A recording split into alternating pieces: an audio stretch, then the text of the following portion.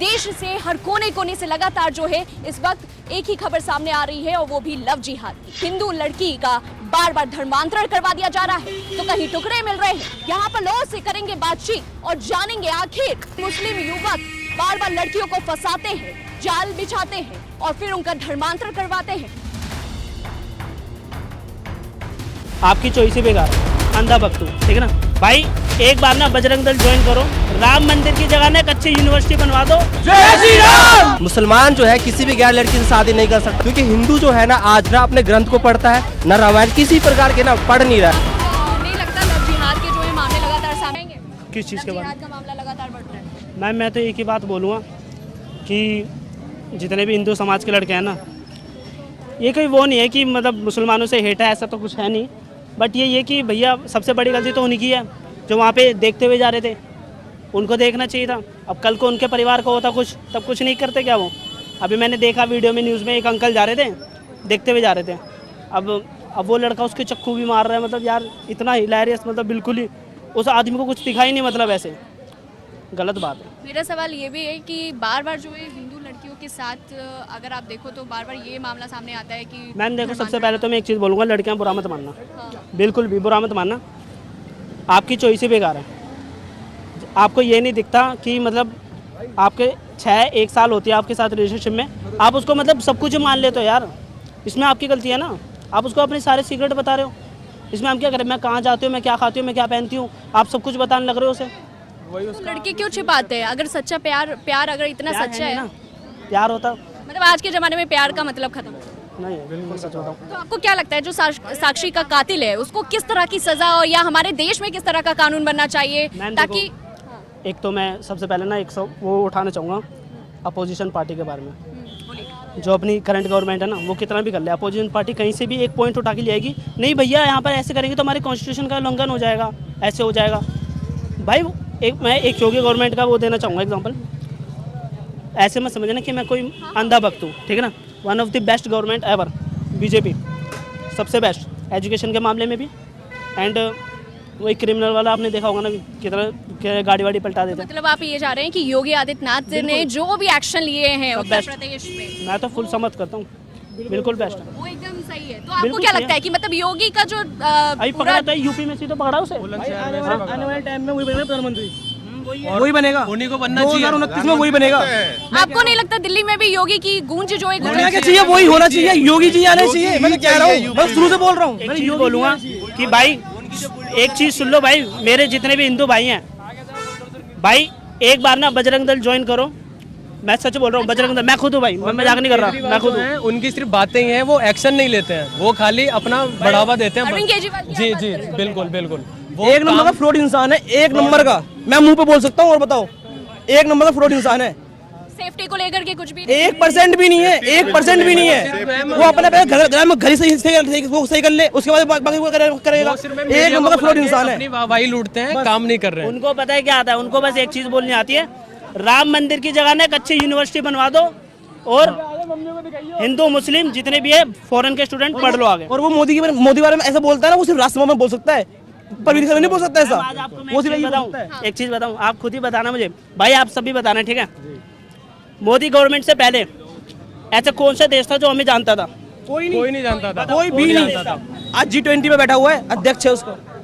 अब बताओ, ये बहुत बड़े सम्मान की बात है मैम हमारे लिए, इससे ज्यादा क्या आज की चाहिए? डेट में। तो मतलब आप चाह रहे हैं कि अगर योगी आदित्यनाथ दिल्ली में भी उनका गूंज गूंजेगी तो फिर मतलब क्या जो आज महिलाओं के अब साथ की जो बार हो रहा है? दिल्ली में नहीं, पूरे भारत में गूंजेगा। प्रधानमंत्री बनेंगे तो 29 में। अच्छा, आपने अभी बजरंग दल वाला एक सवाल किया।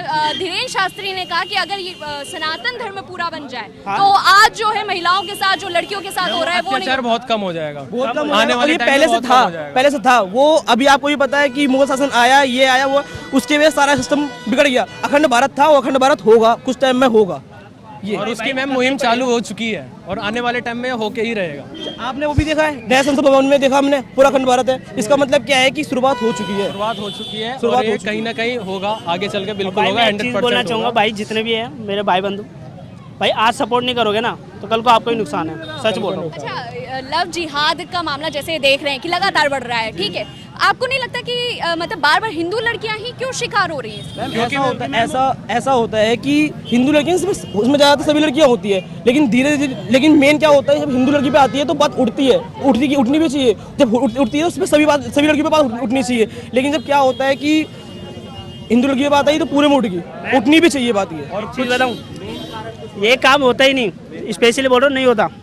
अगर आप लोग केरला स्टोरी को ना अरे उसके अंदर दिखाने की वो करते, बैन नहीं करते ना, तो होता ही नहीं। ठीक है, और क्या बात हो अभी जो आपने क्वेश्चन करा ना कि हिंदू लड़कियां ही क्यों लव जिहाद के चक्कर में आती है, तो इसका कारण ना आप एक चीज़ को नहीं बता सकते कि एक ही कारण है। सीधा सीधा इसका कारण है संस्कार के ऊपर, क्योंकि हिंदू जो बेटियां हैं, बहन हैं, महिलाएं हैं, उनको संस्कार चरित्र दिया ही नहीं जा रहा है। और ये एक ट्रैप भी है। जैसे कि देखो अभी साक्षी का वो हत्या हुआ और जो लड़का है साहिल, हाथ में कलावा ले रखा था, उसने बांध रखा था, उसे किस तरह से फंसाया गया।